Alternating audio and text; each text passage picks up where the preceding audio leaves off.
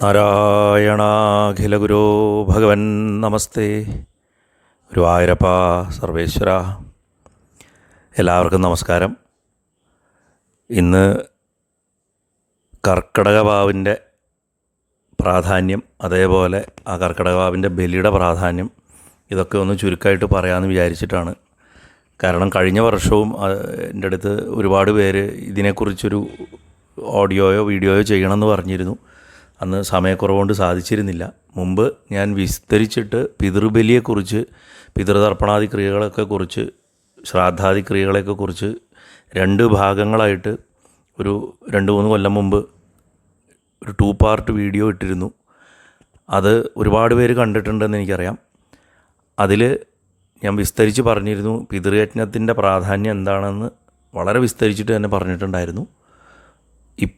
ഇന്നിപ്പോൾ കർക്കിടകവാവിൻ്റെ പ്രാധാന്യവും ആ കർക്കിടകവാവ് ബലിയുടെ പ്രാധാന്യം എന്താണെന്നും അത് സാമാന്യേന അതിൻ്റെ രീതികൾ എന്തൊക്കെയാണെന്നൊക്കെ ഒന്ന് ചുരുക്കി പറയാം. നമ്മൾ വാസ്തവത്തിൽ ഇത്തരം ചടങ്ങുകളൊക്കെ നടത്തുന്നത്, നമ്മളിപ്പോൾ ഒരു കുട്ടി ജനിക്കുന്നു, ആ കുട്ടിയുടെ പിറന്നാൾ അല്ലെങ്കിൽ 28 നൂലുകെട്ട്, പേരിടൽ, പിറന്നാൾ എന്ന് പറയണു. അതല്ലെങ്കിൽ അത് കഴിഞ്ഞിട്ട് കുറച്ചുകൂടെയൊക്കെ കഴിഞ്ഞ് വരുമ്പോൾ കല്യാണം, അങ്ങനെയൊക്കെയുള്ള ചടങ്ങുകൾ നമ്മൾ നടത്തുന്നു. ഇതൊക്കെ വാസ്തവത്തിൽ ബന്ധങ്ങളെ ഉണ്ടാക്കുന്നതാണ്. പിന്നെ ബന്ധങ്ങളെ ഉണ്ടാക്കി കഴിഞ്ഞു കഴിഞ്ഞാൽ, ഒരു കുഞ്ഞുണ്ടായാൽ പിന്നെ ആ കുഞ്ഞ് പുത്രൻ പുത്രി എന്നുള്ള ബന്ധത്തിൻ്റെ ഓർമ്മയാണ് കുട്ടികളുടെ പിറന്നാളുകളായിട്ട് ആഘോഷിക്കുന്നത്. ആ ബന്ധമുണ്ടായതിൻ്റെ ആഘോഷമാണ് അത്. ഒരു കല്യാണം നടന്നാൽ ആ ബന്ധമുണ്ടായതിൻ്റെ ആഘോഷമാണ് വിവാഹവാർഷികം ആഘോഷിക്കൽ, അല്ലേ?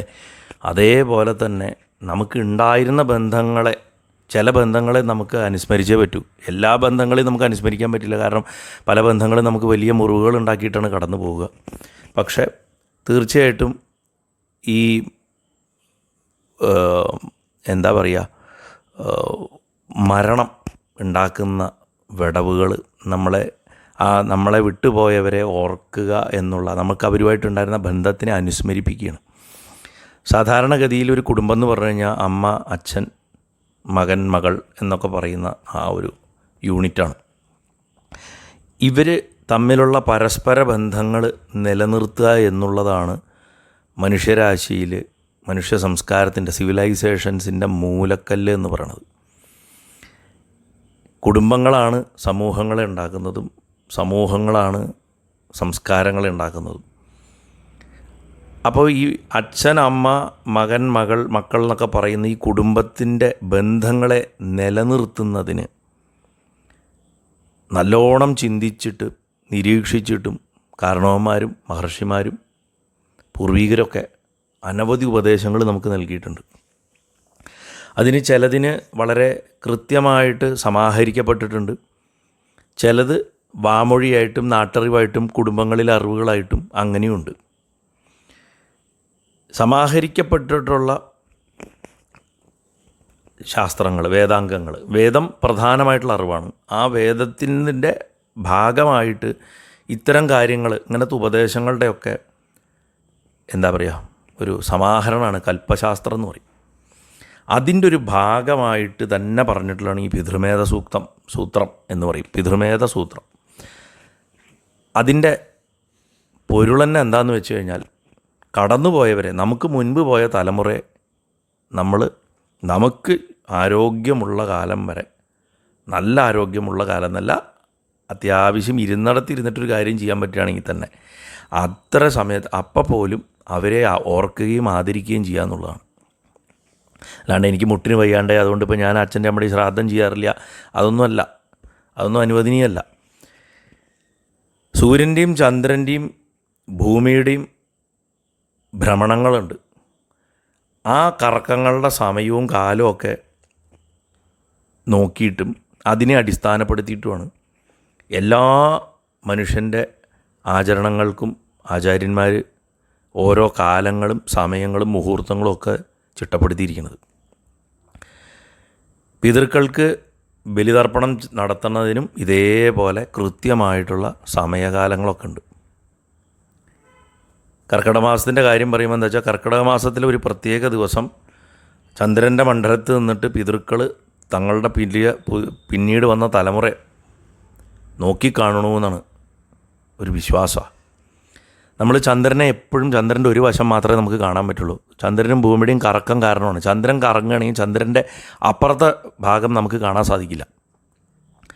എപ്പോഴും അതുകൊണ്ടാണ് ചന്ദ്രൻ്റെ അകത്തൊരു മാൻകുട്ടി കാണുന്നതും ചന്ദ്രൻ്റെ അകത്ത് ഊഞ്ഞാലാടുന്ന പെൺകുട്ടിയെ കാണുന്നതൊക്കെ വിശ്വാസം വരാൻ കാരണം. എപ്പോഴും ചന്ദ്രൻ്റെ ഒരു വശം മാത്രമേ സൂര്യൻ്റെ വെളിച്ചടിച്ച് റിഫ്ലക്റ്റ് ചെയ്തിട്ട് നമുക്ക് കാണാൻ പറ്റുള്ളൂ.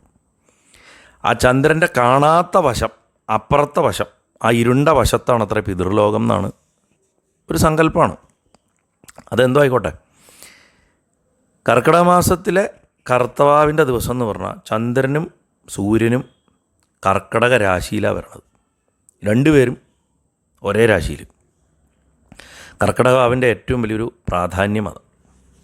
ചന്ദ്രൻ ച മനസ്സ്, സൂര്യൻ ച ആത്മാവ്, ഇത് രണ്ടും കർക്കിടക രാശിയിലാണ്. നമ്മൾ ഈ സമയത്ത് പിതൃക്കൾക്ക് ബലി കൊടുക്കുമ്പോൾ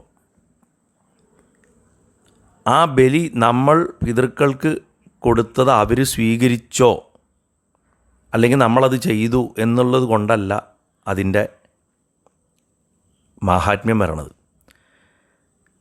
അവർ അത് സ്വീകരിച്ചിട്ട് നമ്മളെ അനുഗ്രഹിക്കണം. ആ അനുഗ്രഹമാണ് നമുക്ക് ആവശ്യം.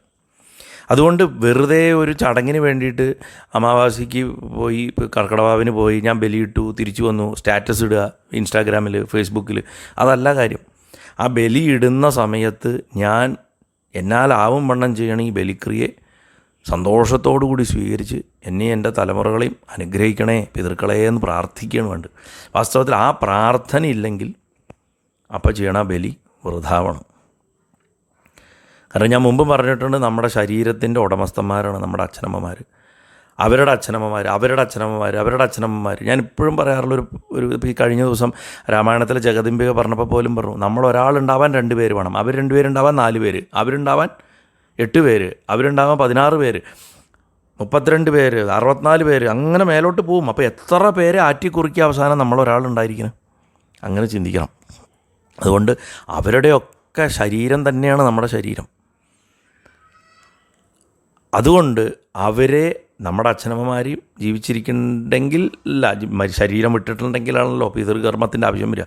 ശരീരം വിട്ടിട്ട് പോയിട്ടുണ്ടെങ്കിൽ നമ്മുടെ അച്ഛനമ്മമാരെയും അവരുടെ പുറകോട്ട് കിടക്കുന്ന തലമുറകളെയൊക്കെ ഓർക്കുക എന്നുള്ളതാണ് വാസ്തവത്തിൽ ഒരു റിമംബറൻസ് ആണ്, ഒരു ആക്ട് ഓഫ് റിമംബറൻസ് ആണ് പിതൃബലി. നമ്മൾ നമ്മുടെ അച്ഛനമ്മമാരോട് എങ്ങനെ പെരുമാറിയോ അങ്ങനെ തന്നെ ആയിരിക്കും നമ്മുടെ മക്കൾ നമ്മളോട് പെരുമാറുക. അതങ്ങനെ വരൂ. അത് ഒരു ചാക്രികമായിട്ടുള്ള ഒരു കാര്യമാണ്. നമ്മളെല്ലാവരുടെയും മനസ്സിൽ എപ്പോഴും ഇത് വേണം. നമ്മൾ അച്ഛനമ്മമാർക്ക് എന്ത് കൊടുക്കണോ അത് നമുക്ക് തിരിച്ചു കിട്ടും. വാസ്തവത്തിൽ കർക്കിടകവാവിൻ്റെ ഏറ്റവും വലിയ സന്ദേശം ഇതാണ്. പിതൃകർമ്മത്തിനെക്കുറിച്ച് എന്തെങ്കിലും 2 വാക്ക് പറയാൻ പറഞ്ഞാൽ എല്ലാ സ്ഥലത്തും ഞാൻ പറയാറുള്ളൊരു കാര്യം അതാണ്. പിതൃദോഷം എന്ന് പറയുന്നത് അതികഠിനമാണ്. അത് ദൈവദോഷത്തിനെക്കാട്ടിലും ഭയാനകമാണ്. കാരണം പിതൃക്കൾക്ക്, അച്ഛനമ്മമാർക്ക് നമ്മളെ ശാപിക്കാൻ പറ്റില്ല. അവരുടെ മനസ്സ് വേദനിക്കുകയുള്ളൂ. ഞങ്ങളിവിടെ പാലക്കാട് ഭാഗത്തൊക്കെ വയറ് കത്തുക എന്ന് പറയും. വയറ് കത്തുക, അതായത് വയറെരിച്ചിൽ വരിക മക്കളെ ആലോചിച്ചിട്ട്. അപ്പം ഞാൻ ഇതിനെക്കുറിച്ച് മുമ്പ് പലതും പറഞ്ഞിട്ടുണ്ട്. ഞാൻ പണ്ടൊക്കെ എനിക്കൊരു സ്വഭാവം ഉണ്ടായിരുന്നു. ഞാൻ ഈ അനാഥപ്രേതങ്ങളായിട്ടിരിക്കുന്ന ആൾക്കാരെ സങ്കല്പിച്ചിട്ട് അവർക്ക് ഞാൻ ബലിപിണ്ഡം കൊടുക്കുമായിരുന്നു. അപ്പോൾ ഒരു ഘട്ടത്തിൽ എനിക്ക് ഒരനുഭവം ഉണ്ടായി. ഒരു പബ്ലിക് വേദിയിലോ അല്ലെങ്കിൽ ഇങ്ങനെ പ്രഭാഷണത്തിലോ ഒന്നും തുറന്ന് പറയാൻ പറ്റില്ല. അന്ന് എനിക്ക് മനസ്സിലായി വാസ്തവത്തിൽ സ്വന്തം മക്കൾ ചെയ്യാത്തതിൻ്റെ വേദന എത്രമാത്രമാണ് ആത്മാക്കൾ അനുഭവിക്കണമെന്നുള്ളത്. അപ്പോൾ നമ്മൾ സാധാരണ അനവധി ദുഃഖങ്ങളുണ്ട്, ദുരിതങ്ങളുണ്ട്, ഒന്നിനും ഫലം കിട്ടണില്ല, ആ അമ്പലത്തിൽ പോയി ഈ അമ്പലത്തിൽ പോയി ഈ പ്രാർത്ഥന നടത്തി ഈ പൂജ നടത്തി എന്നൊക്കെ പറയും. പക്ഷേ ഫലം കിട്ടാറില്ല. ആ ഫലം കിട്ടാത്തതിൻ്റെ പ്രധാന കാരണങ്ങൾ ഞാൻ എന്നും പറയാറുള്ള ഒരു ഇതാണ്. ഒന്ന്, നമ്മുടെ തറവാട്ടിലെ പരദേവതകൾ, അവരെ മറന്നിട്ട് എന്ത് ഭക്തിപ്രസ്ഥാനത്തിൻ്റെ പുറകെ പോയിട്ടും കാര്യമില്ല. 2, സർപ്പങ്ങൾ, കേരളത്തിൻ്റെ പ്രത്യേക സാഹചര്യത്തിൽ അവരുടെ ഭൂമിയാണിത്. 3, നമ്മുടെ പിതൃക്കൾ. ഇത് 3ഉം സന്തോഷിപ്പിച്ചതിന് ശേഷം നമ്മുടെ ഗ്രാമദേവതയോ ദേശദേവതയോ അവരെയും വണങ്ങിയിട്ട് വേണം ബാക്കി ഏത് ഉപാസനയിലേക്ക് ഇറങ്ങാൻ. പിതൃപ്രീതി ഇല്ലാത്തവൻ എന്തൊക്കെ പ്രാർത്ഥന പൂജ നടത്തിയാലും അതിനൊന്നും ഒരു ഫലം കിട്ടില്ല. അതുകൊണ്ട് ഈ പറയുന്ന പല പ്രശ്നങ്ങളും മാറ്റി കിട്ടണമെങ്കിൽ ഒരു വഴി യഥാവിധി ബലികർമ്മം ചെയ്യുക എന്നുള്ളതാണ്. അത് ബലികർമ്മം ചെയ്യുമ്പോൾ അക്ഷരശുദ്ധിയോട് വേണം മന്ത്രങ്ങൾ ജപിക്കാനും. ഇപ്പം ഇന്നത്തെ കാലത്തെ തമാശ എന്താ വെച്ചാൽ ഇത് ചെല്ലിച്ചു കൊടുക്കുന്ന ആൾക്കാർ തന്നെ തെറ്റിച്ച് ചെല്ലുന്നുണ്ട്.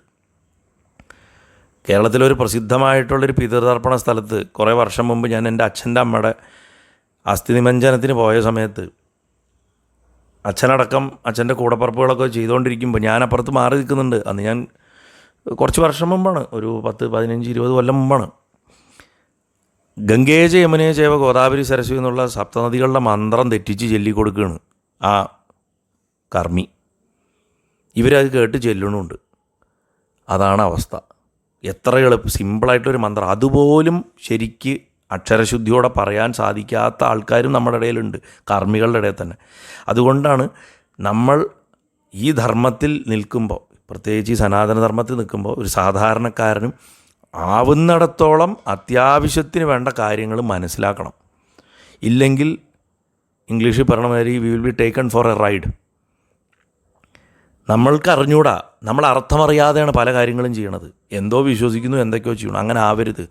ഈശ്വരൻ്റെയും നമ്മുടെ ഇടയിൽ ഇടനിലക്കാരുടെ ആവശ്യം ശരിക്കില്ല. പിതൃക്കളുടെയും നമ്മുടെ ഇടയിൽ ഇടനിലക്കാരുടെ ആവശ്യം ശരിക്കില്ല. ആവുന്നത്ര മനസ്സിലാക്കാൻ ശ്രമിക്കുക. ഒരു ഭാഗത്തുനിന്ന് കിട്ടിയത് മാത്രം ചാടിക്കയറി എടുക്കാതെ അതിൻ്റെ ശുദ്ധപാഠങ്ങൾ മനസ്സിലാക്കാൻ ശ്രമിക്കുക. ഇതൊക്കെയാണ് ചെയ്യേണ്ടത്. സന്ദർഭവശാൽ പറഞ്ഞു എന്നേ ഉള്ളൂ. കാരണം അക്ഷരം തെറ്റിക്കഴിഞ്ഞാൽ അർത്ഥം മാറും സംസ്കൃതത്തിൽ. അപ്പോൾ ഇതിന് ആദ്യം വേണ്ടത് എന്താ വെച്ചാൽ ശ്രദ്ധ വേണ്ട. ശ്രദ്ധയോടുകൂടി ചെയ്താലേ പിതൃകർമ്മം കൊണ്ട് ഗുണമുള്ളൂ. ശ്രദ്ധയോടുകൂടി ചെയ്യണോണ്ടാണ് അതിനെ ശ്രാദ്ധം എന്ന് പറയുന്നത്. ഈശ്വരനെ പൂജിക്കണേക്കാട്ടിലും കൂടുതൽ ശ്രദ്ധ വേണമെന്നാണ് ശ്രാദ്ധത്തിന്. പഞ്ചമഹായജ്ഞങ്ങളെന്ന് പറയും. അതിൽ ഒന്നാണ് പിതൃയജ്ഞം. നമ്മൾ ഒരു വ്യക്തി ഒരു ദിവസം അനുഷ്ഠിക്കേണ്ട കാര്യങ്ങളിൽ പെട്ടിട്ടുള്ള 5 യജ്ഞങ്ങളിൽ, അതൊക്കെ മുൻപ് പല പ്രഭാഷണങ്ങളും വിസ്തരിച്ചിട്ടുണ്ട്, അതുകൊണ്ട് അതൊന്നും കൂടുതൽ പറയണില്ല. അതിൽ പ്രധാനപ്പെട്ടതാണ് പിതൃയജ്ഞം എന്ന് പറയുന്നത്. ഈ പിതൃയജ്ഞത്തിനെ തന്നെ പൊതുവായിട്ട് നമ്മൾ ശ്രാദ്ധം എന്നും പറയും, ബലി എന്നും പറയും. വാവ് ബലി എന്ന് പറയണത് പല വിധത്തിൽപ്പെട്ടിട്ടുള്ള ശ്രാദ്ധങ്ങളിൽ ഒന്ന് മാത്രമാണ്. അത് മനസ്സിലാക്കണം. വാവ് ബലി കൊണ്ട് എല്ലാം ആകുമെന്നും പറയാൻ പറ്റില്ല. മരിച്ച വ്യക്തിയെ ഉദ്ദേശിച്ചിട്ട് ജീവിച്ചിരിക്കുന്ന മനുഷ്യർക്ക് അന്നദാനം ചെയ്യുക, അങ്ങനെ ഒരു ചടങ്ങുണ്ട്. ഇപ്പോൾ ചിലവർ ഊട്ടും, ഒരു 10 പേർക്ക്, അഗതികൾക്കോ അല്ലെങ്കിൽ ബ്രാഹ്മണർക്കോ എന്താച്ചാ മരിച്ചുപോയ ആളെ ഉദ്ദേശിച്ചിട്ട് ജീവിച്ചിരിക്കുന്ന ആൾക്കാർക്ക് ഭക്ഷണം കൊടുക്കുക. അതിനെ അന്നശ്രാദ്ധം എന്ന് പറയും. അതേമാതിരി മരിച്ചു പോയിട്ടുള്ള ബന്ധുക്കൾക്ക് വേണ്ടിയിട്ട്, നമ്മുടെ തൊട്ട ബന്ധുക്കൾ, അച്ഛൻ, അമ്മ, മുത്തശ്ശൻ, മുത്തശ്ശി, മുത്തശ്ശൻ്റെ അച്ഛൻ, മുത്തശ്ശൻ്റെ അമ്മ, അതേമാതിരി അമ്മയുടെ അച്ഛൻ, അവരുടെ അമ്മ, അവരുടെ അച്ഛൻ, അവരുടെ അമ്മ, അങ്ങനെ ഒരു കുറേ തലമുറകളെ കണക്കാക്കിയിട്ട് കർക്കിടക മാസത്തിലെ അമാവാസിക്ക് നമ്മൾ ചെയ്യുന്നതിനെ പാർവണ ശ്രാദ്ധം എന്നാണ് പറയുക. അതേപോലെ മരിച്ചു പോയിട്ടുള്ള പൂർവികരായിട്ടുള്ള വ്യക്തികൾക്ക് അവരെ ഉദ്ദേശിച്ചിട്ട് വളരെ വിശേഷപ്പെട്ട വസ്തുക്കൾ, സ്വർണം, പണം, ഇതൊക്കെ ദാനം ചെയ്യുന്ന ഒരു രീതിയുണ്ട്. അതിനെ ഹിരണ്യശ്രാദ്ധം എന്ന് പറയും. ഹിരണ്യച്ച സ്വർണം. അതേപോലെ അമ്പലത്തിലോ അല്ലെങ്കിൽ വീട്ടിലോ വെച്ചിട്ട് മരിച്ച തിഥിയോ അല്ലെങ്കിൽ മരിച്ച നക്ഷത്രമോ നോക്കിയിട്ട് ഒരാൾക്ക് വേണ്ടി മാത്രം നടത്തുന്ന ബലികർമ്മം, മരിച്ചുപോയ ഒരാൾക്ക്, അല്ലാണ്ട് എല്ലാ തലമുറയിലുള്ള സകലവർക്കും വേണ്ടിയിട്ടല്ല. അങ്ങനെ ചെയ്യണ ശ്രാദ്ധങ്ങളെയൊക്കെ ഏകോദ്ദിഷ്ട ശ്രാദ്ധം എന്ന് പറയും. ഇതൊക്കെ പിതൃയജ്ഞങ്ങളാണ്. എന്തിനായി പഞ്ചമഹായജ്ഞങ്ങൾ നടത്തണമെന്ന് വെച്ച് കഴിഞ്ഞാൽ, അതായത് ദേവന്മാർക്ക് കൊടുക്കുക, ഋഷിമാർക്ക് കൊടുക്കുക, ജീവജാലങ്ങൾക്ക് തിന്നാൻ കൊടുക്കുക, പിതൃക്കൾക്ക് കൊടുക്കുക, ഇതൊക്കെയാണ് പഞ്ചമഹായജ്ഞങ്ങളിൽ പെടണം. അത് എന്തിന് ചെയ്യണമെന്ന് വെച്ച് കഴിഞ്ഞാൽ, നമ്മൾ മറ്റ് ജീവജാലങ്ങൾക്ക് ഉണ്ടാക്കുന്ന ഉപദ്രവങ്ങളെ 5 തരമായിട്ട് വിഭജിച്ചിട്ട്, പണ്ടത്തെ കാലത്തെ ജീവിത രീതി വെച്ചിട്ട് പഞ്ചസൂനങ്ങൾ എന്ന് പറയും. 5 തെറ്റുകൾ. നെല്ല് കുത്തുമ്പോൾ, വെള്ളം കോരുമ്പോൾ, വിറക് കത്തിക്കുമ്പോൾ, അരയ്ക്കുമ്പോൾ, അടിച്ചു തെളിക്കുമ്പോൾ, ഈ സമയത്തൊക്കെ ജീവികൾ മരിക്കും. ഈ പാപങ്ങൾക്ക് പരിഹാരമായിട്ടും പൂർവ്വപാപങ്ങൾക്ക് പരിഹാരമായിട്ടുമാണ് ഇത് ചെയ്യുന്നത്. ബലികർമ്മം കൊണ്ട് പിതൃക്കളെ സന്തോഷിപ്പിക്കുകയും അതുവഴി അവരുടെ മനസ്സ് നിറയ്ക്കുകയും ചെയ്യുമ്പോൾ നമുക്ക് ഓട്ടോമാറ്റിക്കലി ശ്രേയസ്സും ഐശ്വര്യവും വീട്ടിൽ സൗഖ്യവും സന്താന ഗുണങ്ങളും ഒക്കെ ഉണ്ടാവും. പിതൃദോഷം എന്നൊന്നും ഉണ്ടാവില്ല. കാരണം പിതൃക്കൾ സന്തോഷിച്ചാൽ പിന്നെ അവരുടെ മനസ്താപം നമുക്ക് തട്ടില്ല. വാസ്തവത്തിൽ എല്ലാ ദിവസവും ചെയ്യേണ്ടതാണ് ഈ പഞ്ചമഹായജ്ഞങ്ങൾ. ഞാൻ നേരത്തെ പറഞ്ഞു ദേവന്മാരെ പ്രീതിപ്പെടുത്താതെ ദേവയജ്ഞം പറയും, ബ്രഹ്മജ്ഞാനികളെ പ്രീതിപ്പെടുത്താതെ ബ്രഹ്മയജ്ഞം എന്ന് പറയും. പണ്ടതിനെ ബ്രാഹ്മണനെ പ്രീതിപ്പെടുത്തുക എന്നാണ് വ്യാഖ്യാനിച്ച് വെച്ചിരുന്നത്. ഉത്തമ ഭക്തരെ, ഭഗവാനെ അറിയുന്നവരെ പ്രീതിപ്പെടുത്തുക എന്നുള്ളതാണ്. അതുപോലെ പിതൃയജ്ഞം, പിതൃക്കളെ പ്രീതിപ്പെടുത്തുക. ഈ ബ്രഹ്മയജ്ഞത്തിൽ തന്നെ ഋഷിയജ്ഞമായിട്ടും പറയും. അതേമാതിരി മനുഷ്യയജ്ഞം, മറ്റു സഹജീവികൾക്ക് സഹായം ചെയ്യുക. ഭൂതയജ്ഞം, ഉറുമ്പ്, പല്ലി, പാറ്റ, പൂച്ച, പട്ടി, പശു എന്തിനൊക്കെ ഉണ്ടോ അതിനൊക്കെ ഭക്ഷണം കൊടുക്കുക, അവരെ ഉപദ്രവിക്കാതിരിക്കുക. ഇതിൽ പിതൃയജ്ഞം ഒഴിച്ചുള്ള ദേവയജ്ഞം, ബ്രഹ്മയജ്ഞം, മനുഷ്യയജ്ഞം, ഭൂതയജ്ഞം ഇതൊക്കെ പലപ്പോഴും നമ്മളറിയാതെ തന്നെ നടക്കും. ദേവയജ്ഞം നമ്മൾ ദിവസവും പ്രാർത്ഥിക്കുന്നുണ്ട്, വിളക്ക് വയ്ക്കുന്നുണ്ട്, അങ്ങനെ പോകുന്നുണ്ട്. നമ്മൾ ഇപ്പോൾ ഇന്നത്തെ കാലത്തൊക്കെ ഇപ്പോൾ യൂട്യൂബിൽ നിന്നൊക്കെ വന്നതിന് ശേഷം ഇപ്പോൾ സ്വാധ്യായമൊക്കെ ചെയ്യുക, പഠിക്കുക, അതായത് ഭാഗവതം വായിക്കുക, രാമായണം വായിക്കുക, പഠിക്കുക, അല്ലെങ്കിൽ നല്ല നല്ല പ്രഭാഷണങ്ങൾ കേൾക്കുക, ഇതൊക്കെ ചെയ്യുന്നത് വഴി നമ്മൾ ഋഷിമാരെ അല്ലെങ്കിൽ ബ്രഹ്മവിത്തുക്കളെ ആദരിക്കുന്നുണ്ട്. അതും നടക്കുന്നുണ്ട്. മനുഷ്യയജ്ഞം നമ്മൾ ആരെങ്കിലുമൊക്കെ ഒരു ദിവസം സഹായിക്കുന്നുണ്ട്, എന്തെങ്കിലുമൊക്കെ തരത്തിൽ സഹായിക്കുന്നുണ്ട്. ഭൂതയജ്ഞം നമ്മൾ ഭക്ഷണത്തിൻ്റെ വേസ്റ്റെങ്കിലും കൊണ്ട് കളയുമ്പോൾ അത് തിന്നിട്ടെങ്കിലും ഉറുമ്പുകളും പക്ഷികൾക്കും ഒക്കെ ഗുണം കിട്ടുന്നുണ്ട്. പക്ഷേ പിതൃക്കൾക്കുള്ള യജ്ഞം നമ്മൾ അങ്ങനെ ഓട്ടോമാറ്റിക്കലി നടക്കണില്ല. അത് പ്രത്യേകം ചെയ്യണം. അത് നമ്മുടെ ശ്രദ്ധയോടുകൂടി തന്നെ വോളണ്ടറിലി ചെയ്യണം. ഇൻവോളണ്ടറി ആയിട്ട് തന്നെ നടക്കില്ല. അതുകൊണ്ട് അത് മാസത്തിലൊരിക്കലെങ്കിലും ചെയ്യണം. ദിവസത്തിൽ എല്ലാ ദിവസവും ജലം കൊണ്ട് തർപ്പണം കൊടുക്കാൻ പറ്റില്ല, മാസത്തിലൊരിക്കലെങ്കിലും ചെയ്യണം. ആ മാസത്തിലൊരിക്കലും നടക്കാത്തതുകൊണ്ട് അത് ബലിപിണ്ടത്തോടു കൂടി കൊടുക്കുക എന്നുള്ളത് പ്രായോഗികമല്ലാത്തതുകൊണ്ട് വർഷത്തിലൊരിക്കൽ ഒരു നല്ല ദിവസം നോക്കിയിട്ട് പിതൃയജ്ഞം നടത്തണം. അതിൽ മുടക്കം വരുത്തരുത്. അപ്പം ഈ എന്താ പറയുക, പിതൃബലി എന്നുള്ളത് മാസത്തിലൊരിക്കലോ വർഷത്തിലൊരിക്കലോ എങ്കിലും ചെയ്യുക. എല്ലാ ദിവസവും ചെയ്യണമെന്ന് നിർബന്ധം പിടിച്ചിട്ടില്ല. ഇതിൽ ഈ മാസത്തിലൊരിക്കൽ ഇത് ചെയ്യണമെന്ന് പറഞ്ഞതിൻ്റെ ഒരു കാര്യം എന്താ വെച്ചാൽ, മനുഷ്യരുടെ ഒരു മാസമാണ് പിതൃക്കളുടെ ഒരു ദിവസം എന്ന് പറയുന്നത്. അതായത് ഒരു ചന്ദ്രമാസമാണ് പിതൃക്കൾക്കൊരു ദിവസം. വെളുത്തവാവ് തൊട്ട് കറുത്തവാവ് വരെ പിതൃക്കളുടെ പകൽ നേരമാണ്. അതേമാതിരി ഒരു കറുത്തവാവ് തൊട്ട് വെളുത്തവാവ് വരെ പിതൃക്കളുടെ രാത്രിയാണ്. മാസത്തിൽ ഒരിക്കൽ ശ്രാദ്ധം നടത്തുമ്പോൾ പിതൃക്കളെ സംബന്ധിച്ചിട്ട് എല്ലാ ദിവസവും ബലി കൊടുക്കുന്നതിന് തുല്യമായിട്ട് മാറും. ഇതാണ് ഒരു സങ്കല്പം. വെളുത്തവാവ് തൊട്ട് കറുത്തവാവ് വരെ പിതൃക്കളുടെ പകലാണ്. പകൽ അവസാനിക്കണ സമയം സന്ധ്യാസമയമാണ് വരിക, അമാവാസി. കാരണം വെളുത്തവാവിൽ തുടങ്ങി കറുത്തവാവിൽ അവസാനിക്കുന്ന പകൽ എന്ന് പറയുമ്പോൾ പകൽ അവസാനിക്കണ കറുത്തവാവിനാണ്. അപ്പോൾ അതിൻ്റെ അകത്ത് പകൽ എപ്പോഴാണ് അവസാനിക്കുക? സന്ധ്യാസമയത്താണ്. അവരുടെ സന്ധ്യാസമയമാണ് അമാവാസി. ആ സമയത്താണ് ഈ ബലി കൊടുക്കുന്നത്. നമ്മളിവിടെ വർഷത്തിൽ 2 പ്രധാനപ്പെട്ട കർത്തവാവുകൾ വരും. നമ്മൾ പ്രത്യേകിച്ച് കേരളത്തിനെ സംബന്ധിച്ചിടത്തോളം, പിതൃബലിയെ സംബന്ധിച്ചിടത്തോളം വളരെ പ്രധാനമാണ്. ഒന്ന് തുലാമാസത്തിൽ, അശ്വിനമാസത്തിൽ വരുന്ന കർത്തവാവാണ്. തുലാമാസത്തിലാണ്. രണ്ടാമത്തെ കർത്തവാവ് കർക്കിടകത്തിലെ കർത്തവാവിനാണ്. വരുമ്പോൾ ക്രമത്തിൽ ആദ്യം കർക്കിടക വരികയെന്നേ ഉള്ളൂ. പക്ഷേ ശരിക്ക് പ്രാധാന്യം ഭാരതമൊട്ടുക്ക് തുലാമാസത്തിലെ കർക്കിടകവാവിനാണ്. ഈ തുലാത്തിലെ കർക്കിടകവാവിനെ മഹാശ്രാദ്ധകാലം, മഹാലയപക്ഷം എന്നൊക്കെയാണ് പറയുക. പിതൃലോകം ഭൂമിയുടെ ഏറ്റവും അടുത്ത് വരണ സമയം എന്നാണ് അതിൻ്റെ എന്താ പറയുക പ്രാധാന്യം. പിതൃലോകം ഭൂമിയുടെ ഏറ്റവും അടുത്തേക്ക് വരിക എന്നാണ് പറയുക അതിനെ. അതൊരു സങ്കല്പമാണ്. കർക്കിടക മാസത്തിലെ കർത്തവാവിൻ്റെ അന്ന് പിതൃക്കൾക്ക് ബലി കൊടുക്കുക എന്ന് പറഞ്ഞാൽ ദുഷ്കർമ്മങ്ങൾ ചെയ്തിട്ടും അതേപോലെ തന്നെ മോഹങ്ങൾ തീരാണ്ട്, ആശകൾ തീരാണ്ട് മരിച്ചിട്ടുള്ള ആത്മാക്കൾക്ക് അവരിങ്ങനെ ചുട്ടുനീറ് നടക്കണ കാരണം അവരുടെ കർമ്മദോഷങ്ങളൊക്കെ തീർത്ത് അവർക്ക് ഒന്ന് മോക്ഷം ലഭിക്കാനാണ് നമ്മൾ പ്രാർത്ഥിക്കുക. പക്ഷേ പ്രകൃതിയാണ് നിശ്ചയിക്കുക. കുറഞ്ഞത് അവർക്ക് നല്ലൊരു മനുഷ്യ ശരീരം വീണ്ടും കിട്ടുക, നല്ലൊരു ജന്മം കിട്ടുക. അതിനു വേണ്ടിയിട്ടാണ് വാവുബലി അർപ്പിക്കുന്നത്. ആത്മാക്കളുടെ ആ കർമ്മദോഷത്തിൻ്റെ ആ ശക്തി അങ്ങോട്ട് വാവുബലിയെ കൊണ്ട് കുറപ്പിക്കുകയാണ് നമ്മൾ. പക്ഷേ ഒരു വാവുബലി ചെയ്തുകൊണ്ടൊന്നും ദോഷം തീരണമെന്നില്ല. കാരണം നമുക്ക് അറിഞ്ഞൂടാ നമ്മൾക്ക് മുന്നേ പോയിട്ടുള്ളവർ എന്തൊക്കെ ചെയ്തിട്ടുണ്ടെന്ന് അവർക്ക് മാത്രമേ അറിയുള്ളൂ. അതുകൊണ്ട് ആ ദോഷത്തിൻ്റെ വ്യാപ്തി എന്നു പോകും നമുക്കറിയാത്തതുകൊണ്ട് അനവധി കാലം, അനവധി വർഷത്തിലൊരിക്കൽ വാവുബലി നമ്മൾ ചെയ്യണം. അപ്പോഴേ ആത്മാവ് മുക്തമാവുള്ളൂ എന്നാണ് പറയണത്. വളരെ ഗുരുതരമായിട്ട് പിതൃദോഷം കാണുന്ന വ്യക്തികൾ, ഇപ്പോൾ ജ്യോത്സ്യം പറയണം നിങ്ങൾക്ക് കടുത്ത പിതൃദോഷമാണ് പറയുകയാണെങ്കിൽ, വാസ്തവത്തിൽ കർത്തവാവിൻ്റെ അന്ന്, അമാവാസ്യ അന്ന്, ഈ പ്രത്യേകിച്ച് കർക്കിടവാവിൻ്റെ അന്ന് പ്രത്യേക ക്രിയയായിട്ട് മൃത്യുഞ്ജയ മന്ത്രം ജപിച്ചിട്ട് ആത്മാവിനെ ശിവങ്കലയ്ക്ക് ലയിപ്പിക്കുന്ന ഒരു ചടങ്ങുണ്ട്. അതിനാണ് മൃത്യുഞ്ജയ ബലി എന്ന് പറയും.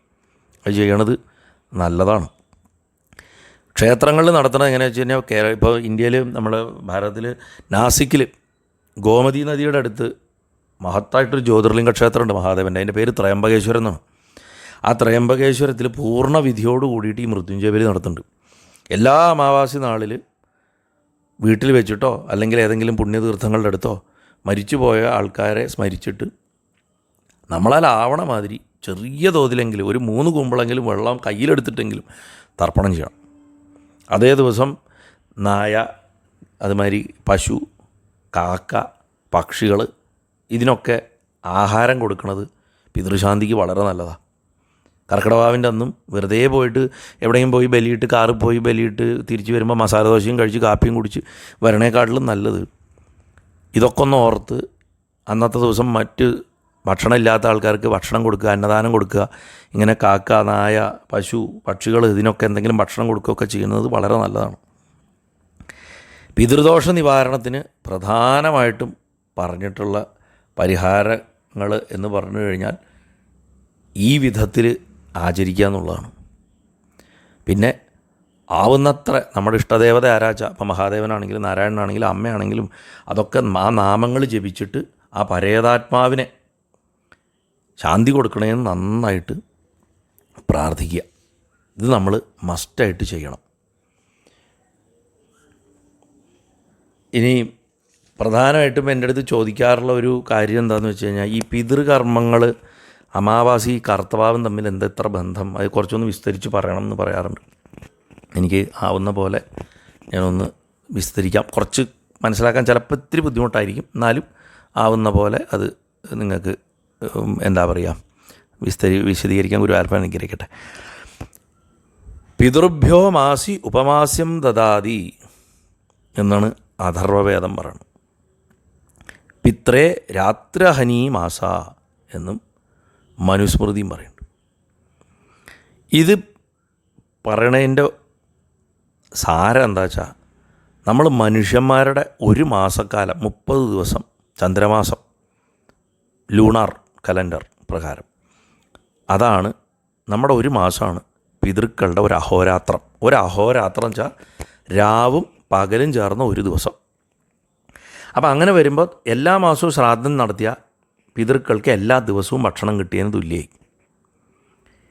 ഇനി മനുഷ്യരുടെ ഒരു മാസത്തിനെ ഡിവൈഡ് ചെയ്തിട്ടുണ്ട് 15 ദിവസം 15 ദിവസമായിട്ട്. വെളുത്ത പക്ഷം, കറുത്ത പക്ഷം, ശുക്ലപക്ഷം, കൃഷ്ണപക്ഷം എന്ന് പറഞ്ഞിട്ട് ചന്ദ്രൻ്റെ വൃദ്ധിക്ഷയങ്ങളനുസരിച്ചിട്ട്.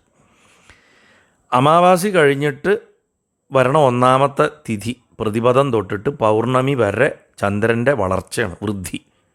അത് 15 ദിവസം നമ്മളതിന് വെളുത്ത പക്ഷം അഥവാ ശുക്ലപക്ഷം എന്ന് പറയും.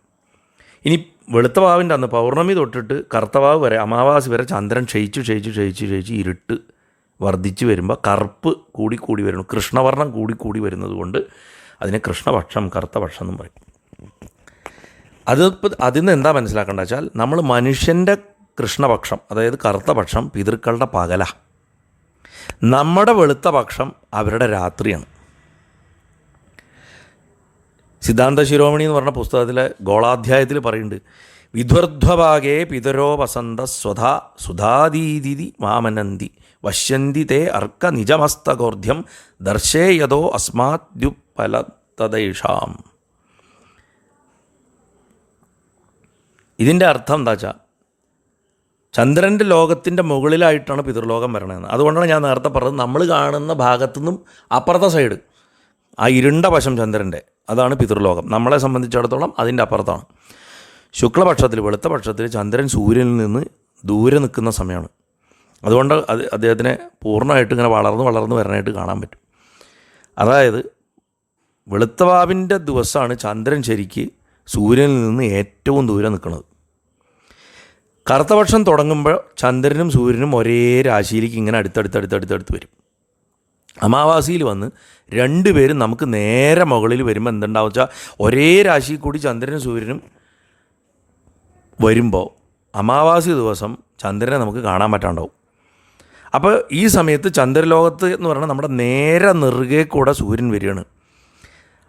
അതായത് ചന്ദ്രൻ്റെ അപ്പുറത്തെ സൈഡാണ്, നമുക്ക് കാണാൻ പറ്റാത്ത അപ്പുറത്തെ സൈഡിൻ്റെ മുകളിലാണ് സൂര്യൻ വരണമെന്ന് പറയുമ്പോൾ സൂര്യൻ അവരുടെ ഒത്ത തലയുടെ മുകളിലാണ്. അതായത് പിതൃലോകത്തപ്പോൾ നട്ടുച്ചയാണ്, മധ്യാഹ്നം എന്ന് പറയും.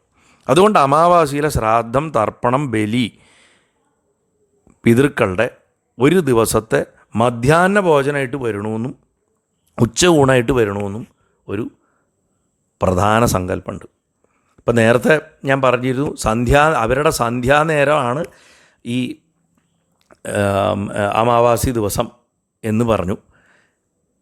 പകല് രാത്രി എന്ന് കണക്കിന് പറഞ്ഞപ്പോൾ പറഞ്ഞു സന്ധ്യയാണെന്ന് പറഞ്ഞു. പക്ഷേ അത് വിശ്വാസമാണ്.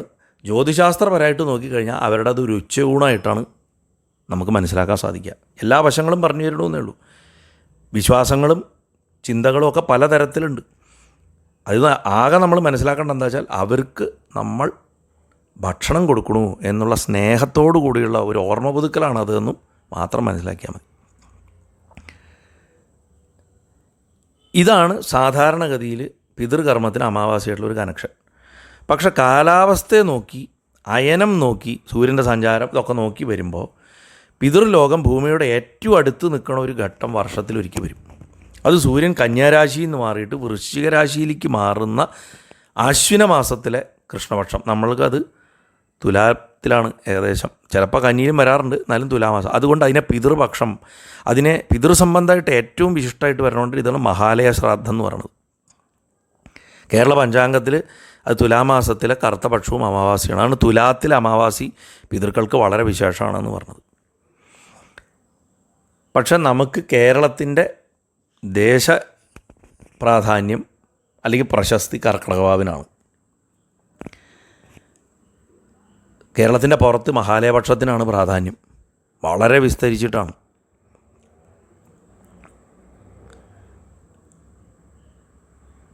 മനുഷ്യരുടെ ഒരു മാസം പിതൃക്കളുടെ ഒരു ദിവസമാണെന്നും അമാവാസി അവരുടെ സന്ധ്യയാണെന്നും പറഞ്ഞു നേരത്തെ. അതേപോലെ മനുഷ്യരുടെ ഒരു കൊല്ലമാണ് ദേവന്മാരുടെ ഒരു ദിവസം എന്ന് പറഞ്ഞാൽ. അവരുടെ സന്ധ്യാസമയം വരണത് വിഷു കഴിഞ്ഞിട്ട് 3 മാസം കഴിയുമ്പോഴത്രേ. അത് കർക്കിടക മാസത്തിലാണ്. ആ മാസത്തിലെ അമാവാസി എന്ന് പറഞ്ഞാൽ ദേവന്മാർക്കും പിതൃക്കൾക്കും വളരെ വിശേഷപ്പെട്ടതും അവർ 2 കൂട്ടരും ഉണർന്നിരിക്കുന്ന സമയമാണ്. അതുകൊണ്ട് ദേവന്മാരുടെ സാന്നിധ്യത്തിൽ പിതൃക്കൾക്ക് ബലി കൊടുക്കുക എന്നുള്ളൊരു എക്സ്ട്രാ പുണ്യം കർക്കിടകത്തിൽ അമാവാസിക്ക് ബലി നടത്തുമ്പോൾ കിട്ടും എന്നാണ് നമ്മുടെ വിശ്വാസം. കർക്കിടകത്തിൽ അമാവാസിക്ക് നടത്തണം മറ്റ് തർപ്പണാദികളും അന്നദാനവും ഒക്കെ ഒരേപോലെ പിതൃക്കളും സ്വീകരിക്കും, ദേവന്മാരും സ്വീകരിക്കുന്നതാണ്. അതുകൊണ്ട് മനുഷ്യർക്ക് മുഴുവൻ അതുകൊണ്ട് ഗുണം കിട്ടും എന്നാണ് പ്രാധാന്യം. ചിലർ ചോദിക്കും അതെന്താ അങ്ങനെ വർഷത്തിൽ 2 പ്രത്യേക ദിവസങ്ങളിലോ അല്ലെങ്കിൽ ഏതെങ്കിലും അമാവാസിക്ക് ഈ പിണ്ടബലി ചെയ്യാവോ എന്ന് ചോദിക്കും. അതെന്താ വെച്ചാൽ അതിന് കാരണം ഈ ശ്രാദ്ധത്തിനും ചില പ്രത്യേകതകളുണ്ട്. തോന്നണ പോലെ ശ്രാദ്ധം അനുഷ്ഠിക്കരുത്. ജലം കൊടുക്കണ പോലെയല്ല. അപ്പം നമ്മൾ രാവിലെ കുളി കഴിഞ്ഞ് പിതൃക്കളെ മനസ്സിൽ വിചാരിച്ച് കുറച്ച് ജലം കൊടുക്കുന്ന പോലെയല്ല നമ്മൾ പിണ്ടത്തോട് പ്രോപ്പറായിട്ട് ബലി നടത്തുമ്പോൾ. ദോഷമുള്ള സമയങ്ങളിൽ ശ്രാദ്ധം അനുഷ്ഠിക്കാൻ പാടില്ല. ഇടവം തുലാരാശികൾ ഉദിച്ച് നിൽക്കുന്ന സമയത്ത് അത് പഞ്ചാംഗം നോക്കിയാലേ മനസ്സിലാവുള്ളൂ, അത് ചെയ്യാൻ പാടില്ല, ദോഷമാണെന്ന് പറയും. ഏത് ദിവസം നമ്മൾ ചെയ്യുകയാണെങ്കിലും ഇടവം തുലാം രാശികളിൽ ഉദിച്ച് നിൽക്കുന്ന സമയം നോക്കിയിട്ട് ആ സമയത്ത് ഒഴിവാക്കണം. അതേപോലെ അമാവാസി അല്ലാത്ത ചൊവ്വ, വെള്ളി ഈ ദിവസങ്ങളും ബലിയിടരുത്. അമാവാസി ആണെങ്കിൽ കുഴപ്പമില്ല, പക്ഷെ അല്ലെങ്കിൽ ചൊവ്വയോ വെള്ളിയോ ദിവസങ്ങളോ ശ്രാദ്ധം ചെയ്യാൻ നല്ല ദിവസങ്ങളല്ല. ഇത് കേൾക്കുമ്പോൾ ആണ്ട് ശ്രാദ്ധം നാളെ വന്നാൽ എന്ത് ചെയ്യുന്നൊക്കെ ചോദിക്കും ആൾക്കാർ. അത് അടുത്ത ദിവസം ചെയ്യുന്നതായിരിക്കും ഏറ്റവും നല്ല, അതിൻ്റെ അടുത്ത് വരണ അമാവാസി ചെയ്യുന്നതായിരിക്കും നല്ലത്. അല്ലാതെ എന്തൊക്കെ ദിവസങ്ങളിൽ ബലിയിടാമെന്ന് ചോദിച്ചാൽ, നല്ല നക്ഷത്രങ്ങൾ അശ്വതി, ഭരണി, പൂയം, മകം, പൂരം, അത്തം, ചിത്ര, ചോതി, അനിഴം, കേട്ട, തൃക്കേട്ട, പൂരാട നക്ഷത്രം, തിരുവോണം, അവിട്ടം, ചതയം, പൂരോരട്ടാതി, ഇതൊക്കെ നല്ലതാണ്. അതേപോലെ 12 അമാവാസികളും നല്ലതാണ് വർഷത്തിലെ. അതുപോലെ 12 സംക്രാന്തികളും, സൂര്യസംക്രമ ദിവസങ്ങൾ, മകരസംക്രാന്തി എന്നൊക്കെ നമ്മൾ പറയില്ല, അങ്ങനെ ഓരോ സംക്രാന്തി, കർക്കിടക സംക്രാന്തി, ഇതൊക്കെ സംക്രാന്തി ദിവസങ്ങളൊക്കെ നല്ലതാണ്. അതുമാതിരി 14 മന്വാദി തിഥികൾ എന്ന് പറയും, 4 യുഗാദി തിഥികൾ, 4 അവന്തികൾ, 16 അഷ്ടകതിഥികൾ, 6 അന്വേഷക തിഥികൾ, 2 നിധന തിഥികൾ, 2 അയനയോഗങ്ങൾ എന്നൊക്കെ പറയും. അതൊന്നും ഇപ്പോൾ നോക്കണ്ട, അതൊക്കെ കുറച്ചുകൂടെ ഗാഢമായിട്ട് നമ്മൾ പഠിക്കുകയാണെങ്കിൽ അതൊക്കെ പറയുന്നുണ്ട്. അതൊക്കെ ബലികർമ്മത്തിന് വളരെ നല്ലതാണ്. ഇനി ഗ്രഹണം നടക്കുന്ന ദിവസവും വളരെ വിശേഷമാണ്. സൂര്യഗ്രഹണമോ ചന്ദ്രഗ്രഹണമോ ശ്രാദ്ധത്തിനും ജപത്തിനും ഉപാസനയ്ക്കും ഒക്കെ ഏറ്റവും വിശേഷമാണ്. ഒരിക്കലും ശ്രാദ്ധം ചെയ്യാൻ പാടില്ല എന്ന് പറയണ വല്ല ദിവസവും ഉണ്ടോ ചോദിച്ചാൽ അങ്ങനെയുണ്ട്. കൃഷ്ണപക്ഷത്തിൽ, കറുത്ത പക്ഷത്തിലെ ചതുർദശി തിഥി വരണ ദിവസം ഒരിക്കലും പ്രേതാദി കർമ്മങ്ങൾ ചെയ്യരുത്. പിതൃകർമ്മം ചെയ്യാനേ പാടില്ല ആ ദിവസം. അപ്പോൾ ഈ പാർവണ ശ്രാദ്ധം അഥവാ കർക്കിടക വാവ് ബലി ആരെ ഉദ്ദേശിച്ചാൽ നടത്തണമെന്ന് ചോദിച്ചാൽ, നമുക്ക് മുൻ തലമുറകളുള്ള പൂർവികർ മാത്രമല്ല, ദിവ്യന്മാരായിട്ടുള്ള വ്യക്തികൾക്കും ഋഷികളെയും കൂടെ ഉദ്ദേശിച്ചിട്ട് ചെയ്യാവുന്നതാണ്. അത് വളരെ ഇൻട്രസ്റ്റിംഗ് ആയിട്ടൊരു കാര്യമാണ്. കാരണം ഋഷികൾക്ക് പോലും അത് ഗുണപ്പെടും, അവരുടെ അനുഗ്രഹം പോലും നമുക്ക് കിട്ടുന്നതാണ്. അതുമാതിരി ചിലർ ചോദിക്കാറുണ്ട്, നമ്മുടെ മുൻപുള്ള തലമുറയ്ക്കല്ലേ അവർ മരിച്ചാലല്ലേ ബലിയിടേണ്ടത്, കുട്ടികൾ മക്കളൊക്കെ മരിച്ചു പോയാൽ അച്ഛനമ്മമാർ ബലി കൊടുക്കണോ ചോദിക്കും. മരിച്ച മക്കൾക്കും ബലി കൊടുക്കണം. മരിച്ചു കഴിഞ്ഞാൽ ആത്മാവ് പിന്നെ പിതൃസങ്കല്പത്തിൽ ഓട്ടോമാറ്റിക്കലി മാറി. അപ്പോൾ ആ പരമ്പരയിൽ പെട്ടിട്ടുള്ള ആത്മാവ് തൻ്റെ തലമുറകളിൽ പെട്ടിട്ടുള്ളൊരു ആത്മാവാണല്ലോ. അപ്പോൾ ജീവിച്ചിരിക്കുന്ന ആളുടെ തലമുറയിൽ പെട്ടിട്ടുള്ളൊരു ആത്മാവ് ആണിപ്പോൾ ശരീരം വിട്ടിരിക്കുന്നത്. അപ്പോൾ ആ വ്യക്തി പിതൃലോകത്ത് ഉണ്ടെന്നും അവിടെ നിന്ന് കർമ്മത്തിനനുസരിച്ചിട്ട് വീണ്ടും പുനർജനിക്കുക അല്ലെങ്കിൽ മോക്ഷം നേടുക എന്തെങ്കിലും ചെയ്യും. അത് വരും. നമുക്ക് അത് എപ്പോഴാണെന്ന് പറയാനും പറ്റില്ല, എപ്പോൾ പുനർജനിക്കുന്നോ എപ്പോൾ മോക്ഷം കിട്ടുന്നോ. അതുകൊണ്ട് ആജീവനാന്തം നമുക്ക് ആവുന്ന കാലം വരെ മക്കൾക്കാണെങ്കിലും നമ്മൾ ചെയ്തിരിക്കണം. ഓരോരുത്തർക്കും വേണ്ടി പ്രത്യേകം ബലിയിടേണ്ട ആവശ്യവും വരുന്നില്ല. കർക്കിടകവാവ് ബലി പരമ്പരയപ്പെട്ട സകല ആത്മാക്കൾക്കും വേണ്ടി ചെയ്യണതായതുകൊണ്ട് ഓരോരുത്തരും വെവ്വേറെ എന്ന് ചിന്തിക്കേണ്ട ആവശ്യമില്ല. എന്നാലും പ്രധാനപ്പെട്ട ആൾക്കാരെയൊക്കെ ഒന്ന് ഓർക്കുക എന്നുള്ളത് വളരെ നല്ലതാണ്. ഇനി മറ്റൊരു കാര്യം എന്താണെന്ന് വെച്ച് കഴിഞ്ഞാൽ, ഈ വർഷത്തിലൊരിക്കലെങ്കിലും ബലിതർപ്പണം നടത്താണ്ടിരുന്ന പിതൃശാപം ഉണ്ടാകുന്നതാണ് വിശ്വാസം. അത് പിതൃശാപത്തെക്കാട്ടിലും ഞാൻ നേരത്തെ പറഞ്ഞ മാതിരി പിതൃക്കളുടെ താപം, അവരുടെ മനസ്സിൻ്റെ വിഷമാണ് നമുക്ക് അടിക്കുക. അതുകൊണ്ടാണ് പല വീടുകളിലും ഈ സന്താനക്ലേശം, കുടുംബത്തിൽ ഐക്യമില്ലാണ്ടാവുക, ഇതൊക്കെ പിതൃക്കൾ പ്രസാദിക്കാത്തതുകൊണ്ടാണെന്നാണ് പറയുക. പിതൃയജ്ഞം നടത്തുന്നതിൻ്റെ ഭാഗമായിട്ട് ദാനം ചെയ്യുന്നത് പിതൃക്കൾക്ക് ഒരുപാട് സന്തോഷത്തെ കൊടുക്കും. ദാനം നടത്താൻ എന്താ വെച്ചാൽ ഒരു കടം വീട്ടുകയാണ് നമ്മൾ. വാസ്തവത്തിൽ നമ്മൾക്ക് മുൻപ് എന്തൊക്കെയോ കിട്ടിയിട്ടുള്ളത്, പ്രകൃതിയിൽ നിന്ന് കിട്ടിയിട്ടുള്ളത് നമ്മൾ മറ്റു രീതിയിൽ ആവശ്യമുള്ളവർക്ക് കൊടുക്കുക, അതാണത്. ഇവിടെ ഉള്ളതൊന്നും നമ്മുടെ അല്ല, ഈ ശരീരം പോലും നമ്മുടെ അല്ല, അത് ഭഗവാൻ്റെയാണ്. അതുകൊണ്ട് ദാനം ചെയ്യുന്നത് ഏറ്റവും വലിയ ദോഷപരിഹാരമാണ്. പക്ഷെ ചില ആൾക്കാർക്ക് ഇപ്പോൾ എല്ലാവർക്കും ഇപ്പോൾ വലിയ ദാനം നടത്താനൊന്നും പറ്റിയെന്ന് വരില്ല. ശ്രാദ്ധത്തിന് ദാനം നടത്താൻ കഴിവില്ലാതെ വന്നാൽ ജലം കൊണ്ട് തർപ്പണം നടത്തിയാൽ മതി എന്നൊരു വിധിയൊക്കെ പറയാറുണ്ട്. പിതൃക്കൾ അതുകൊണ്ട് തന്നെ സംതൃപ്തരാകുന്നു എന്ന് വെച്ചിട്ട് ₹1 ആർക്കെങ്കിലും, അല്ലെങ്കിൽ ഒരു ചെറിയ സഹായം, ഒരു നേരത്തെ ഭക്ഷണം, ഇത് കൊടുക്കാൻ നമുക്ക് സാധിക്കുമെങ്കിൽ നമ്മൾ ചെയ്യണം. ശാസ്ത്രത്തിൽ പറഞ്ഞിട്ടുണ്ട്, വെള്ളം തർപ്പിച്ചാൽ മതി എന്ന് പറഞ്ഞിട്ടുണ്ട് എന്നുള്ളത് കൊണ്ട് ചെയ്യാതിരിക്കേണ്ട ആവശ്യമില്ല. അതേപോലെ തന്നെ ഞാൻ നേരത്തെ പറഞ്ഞ മാതിരി മറ്റൊരാളുടെ സഹായം ഉണ്ടെങ്കിലേ ബലിതർപ്പണം ചെയ്യാൻ പറ്റുള്ളൂ എന്നൊന്നും ഒരു നിർബന്ധമില്ല. മനസ്സിരുത്തിയാൽ നിഷ്പ്രയാസം നമുക്ക് സ്വന്തം പ്രയത്നം കൊണ്ട് പഠിച്ച് വീട്ടിലോ പുണ്യതീർത്ഥത്തിലോ സ്വയം ചെയ്യാം. ഇതിൽ ആണ് പെണ്ണ് ഒന്നും വ്യത്യാസമില്ല. നമുക്ക് അതിനുള്ളൊരു ശ്രദ്ധയും താല്പര്യവും ഉണ്ടാവണമെന്ന് മാത്രം. അത് മാത്രമേ നമുക്ക് വേണ്ടൂ. നമ്മുടെ മനസ്സാണ് ഭഗവാനാണെങ്കിലും പിതൃക്കളാണെങ്കിലും ആവശ്യപ്പെടുന്നത്. അല്ലാണ്ട് കാട്ടിക്കൂട്ടലുകളോ കുറേ ആൾക്കാരെ വിളിച്ച് കൂട്ടി കുറേ പുരോഹിതന്മാർക്ക് കുറേ ദക്ഷിണ കൊടുത്ത് അങ്ങനെ ചെയ്യുക ഇങ്ങനെ ചെയ്യുക അതൊന്നുമല്ല. നമ്മുടെ മനസ്സ്, നമ്മുടെ സ്നേഹം, നമ്മളേറ്റവും സ്നേഹിച്ച ആൾക്കാരാണ് നമ്മളെ വിട്ടുപോയിട്ടുള്ളത്. അവർക്ക് നമ്മൾ ഒരു പിടി ചോറ് കൊടുത്ത് അവർ സ്വീകരിക്കാണ്ടിരിക്കുമോ? സ്നേഹത്തോടെയും ശ്രദ്ധയോടെയും. അത് മാത്രം ആലോചിച്ചാൽ മതി. അപ്പോൾ പിതൃകർമ്മം എന്ന് പറഞ്ഞു കഴിഞ്ഞാൽ ഭഗവാനെ പൂജിക്കണേക്കാട്ടിലും ദേവകർമ്മത്തിനെക്കാട്ടിലും ശ്രദ്ധയോട് കൂടിയിട്ട് നിർവഹിക്കേണ്ട കാര്യമാണ്. അത് മാത്രമല്ല, ഈശ്വര സാന്നിധ്യം നൽകിയിട്ട് ആ പിതൃക്രിയയ്ക്ക് സമ്പുഷ്ടമാക്കി തീർക്കുക. അതായത് ഭഗവാന്റെ ഒരു മേൽനോട്ടത്തിൽ, ഭഗവാന്റെ ഒരു സാന്നിധ്യമുള്ളൊരു സ്ഥലത്ത് അത് ചെയ്യുക എന്നൊക്കെയുള്ളത് വളരെ വിശേഷമാണ്. അതുകൊണ്ടാണ് നമ്മൾ ഈ ക്ഷേത്രങ്ങളിലോ വളരെ പ്രധാനപ്പെട്ട പുണ്യ തീർത്ഥങ്ങളിലൊക്കെ പിതൃക്രിയ ചെയ്യണതിൻ്റെ ഒരു കാരണം. പിതൃക്രിയയെ സംബന്ധിച്ചിടത്തോളം ഉദകം കൊടുക്കുക, ജലം വീഴ്ത്തുക എന്നുള്ളത്, തർപ്പണം ചെയ്യുക എന്നുള്ളത് ഏറ്റവും പ്രധാനമാണ്. അതുകൊണ്ട് എന്താ വെച്ചാൽ ജലത്തിൻ്റെ സാന്നിധ്യം നല്ലോണം ഉള്ള സ്ഥലങ്ങൾ, ആ ഉദകത്തിൻ്റെ സാന്നിധ്യം ഈ പിതൃക്രിയയ്ക്ക് പുഷ്ടി ഉണ്ടാക്കുന്ന പറയാം. അതുകൊണ്ട് ജലസമൃദ്ധിയുള്ള, ഉദകസമൃദ്ധിയുള്ള സമുദ്രതീരം, അതുവഴി പുഴക്കടവ്, പുഴക്കരകൾ, മണൽത്തിട്ടകളൊക്കെ ഇപ്പോൾ എന്താ പറയുക, ഭാരതപ്പുഴയുടെയോ അല്ലെങ്കിൽ പെരിയാറ്റിൻ്റെയോ ഒക്കെ കേരളത്തിൽ നമ്മൾ നദി, അല്ലെങ്കിൽ നോർത്തിലാണെങ്കിൽ ഗംഗയോ യമുനയോ ഒക്കെ ഉണ്ടല്ലോ. അങ്ങനെ അല്ലെങ്കിൽ കാവേരി ഉണ്ട് തമിഴ്നാട്ടിൽ, അങ്ങനെ ഏത് നർമ്മദ, ഏത് നദീതീരും. അതേപോലെ തന്നെ ക്ഷേത്ര പരിസരങ്ങൾ, പ്രത്യേകിച്ച് ചില ക്ഷേത്രങ്ങൾക്ക് വളരെ പ്രാധാന്യമുണ്ട്. അപ്പോൾ അതൊക്കെ ഈ പിതൃക്രിയയ്ക്ക് ഏറ്റവും നല്ലതാണ്. ചില ഇടങ്ങളിൽ എന്താ വെച്ചാൽ ഒന്നുകിൽ കടൽ തീരവും ഒരു പ്രധാന ക്ഷേത്രവും അടുത്തടുത്ത് വരും, ചിലയിടങ്ങളിൽ നദീതീരവും ക്ഷേത്രവും അടുത്ത് വരും. അങ്ങനെ വരുമ്പോൾ മഹത്വം വീണ്ടും വർദ്ധിച്ചു എന്നാണ് പറയുന്നത് അല്ലേ.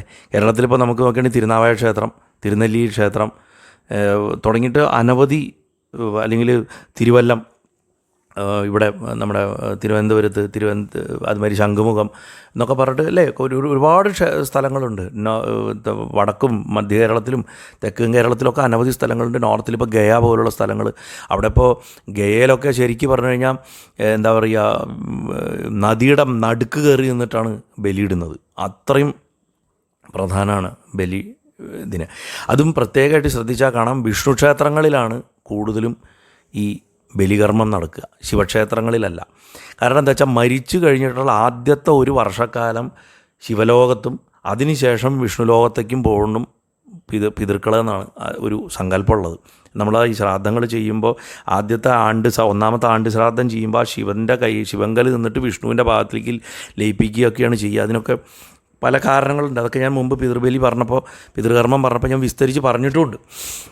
അപ്പോൾ എന്താണെങ്കിലും ഈ കേരളത്തിലിപ്പോൾ ഈ പ്രധാനപ്പെട്ട സ്ഥലത്ത് തിരുനാവായാണെങ്കിലും തിരുനെല്ലിയാണെങ്കിൽ ഇപ്പോൾ നമുക്കിവിടെ കൽപ്പാത്തിയിലാണെങ്കിലും ഒക്കെ വലിയ തിരക്കാണ്. ഈ നദീതീരമായതുകൊണ്ടും ക്ഷേത്രങ്ങൾ അടുത്ത് തന്നെ ഉള്ളതുകൊണ്ടും ഒക്കെ ഒരുപാട് എന്താ പറയുക, ജനങ്ങൾ വന്ന് കർക്കിടക അമാവാസി ദിനത്തിൽ പിതൃബലി ചെയ്യുന്നുണ്ട്.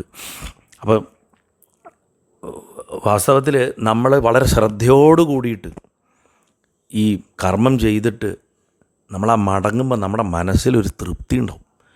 ആ തൃപ്തി തന്നെയാണ് പിതൃക്കളുടെ സന്തോഷം. നമ്മളൊരു പൂജ ചെയ്തിട്ട് തൃപ്തി തോന്നിയാൽ ഭഗവാൻ സന്തോഷിച്ചു എന്ന് പറയാറില്ലേ, അതേപോലെ തന്നെ. അതുകൊണ്ടാണ് വാസ്തവത്തിൽ ഇത് വളരെ ഏറ്റവും പ്രാധാന്യമുള്ള ഒരു കാര്യമാണ്.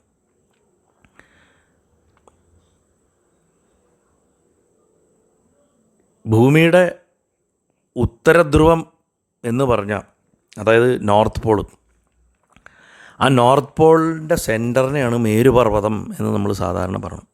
ഈ ദേവന്മാർ മേരുപർവ്വതത്തിലായിരിക്കണമെന്നുള്ളതാണ് ഭാഗവതം പറയണത്. ഭാഗവതം 5-ാമത്തെ സ്കന്ധത്തിൽ 16-ാമത്തെ അധ്യായത്തിൽ പറയുന്നുണ്ട്, മേരുപർവ്വതത്തിലാണ് ദേവന്മാർ വസിക്കണത്.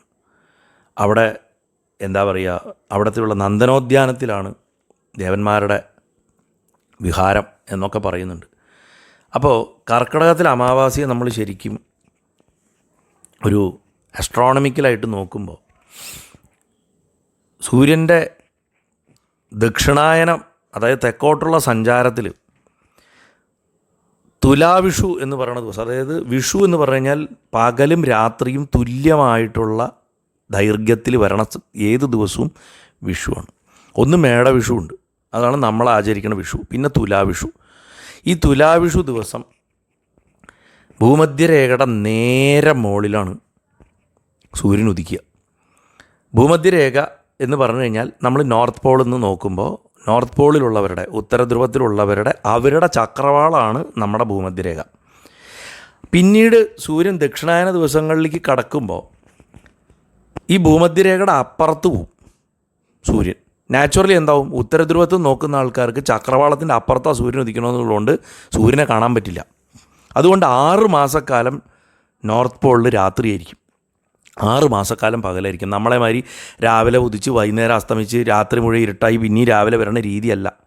അതുകൊണ്ടാണ് വേദത്തിലെ ഒരു ശ്ലോകത്തിനെ, ഒരു മന്ത്രത്തിനെ ബാലഗംഗാധര തിലകൻ പ്രത്യേകമായിട്ട് എടുത്തിട്ട് പറഞ്ഞിട്ടുണ്ട്. സൂര്യോദയത്തിന് മുമ്പ് എത്രയോ ദിവസങ്ങൾ കൊഴിഞ്ഞുപോയി എന്ന് ഋഗ്വേദത്തിലൊരു മന്ത്രം പറയുന്നുണ്ട്. അതുകൊണ്ട് അത് എഴുതിയ ആര്യന്മാർ അഥവാ വേദകർത്താക്കൾ, ഋഷിമാർ ഉത്തരധ്രുവത്തിൽ ജീവിച്ചവരായിരുന്നോ എന്ന് അദ്ദേഹം സംശയിക്കുന്നുണ്ട്. അങ്ങനെയാണ് എന്താ പറയുക അദ്ദേഹത്തിൻ്റെ ഒരു കാഴ്ചപ്പാടതിൽ. അപ്പോൾ 6 മാസക്കാലം നോർത്ത് പോളിൽ പകലും 6 മാസക്കാലം രാത്രിയായിരിക്കും. നോർത്ത് പോളിൽ 6 മാസക്കാലം പകലായിരിക്കുമ്പോൾ അന്റാർട്ടിക്കയിൽ സൗത്ത് പോളിൽ 6 മാസക്കാലം രാത്രിയായിരിക്കും. ഇവിടെ പകലാവുമ്പോൾ മുകളിൽ വടക്ക് ധ്രുവത്തിൽ രാത്രിയായിരിക്കും. അപ്പം ഇതിങ്ങനെ മാറി മറിഞ്ഞുകൊണ്ടിരിക്കും. അപ്പോൾ ഉത്തരായണത്തിൻ്റെ സമയത്ത് സൂര്യൻ ഭൂമധ്യരേഖ മുറിച്ച് കിടക്കണ മേടത്തിൻ്റെ വിഷു വരെ, ഈ തുലാത്തിലെ വിഷു ഭൂമധ്യരേഖ മുറിച്ച് മൂപ്പര് തെക്കോട്ടേക്ക് നീങ്ങിയപ്പോൾ രാത്രി ആയതാണ് ദേവന്മാർക്ക്.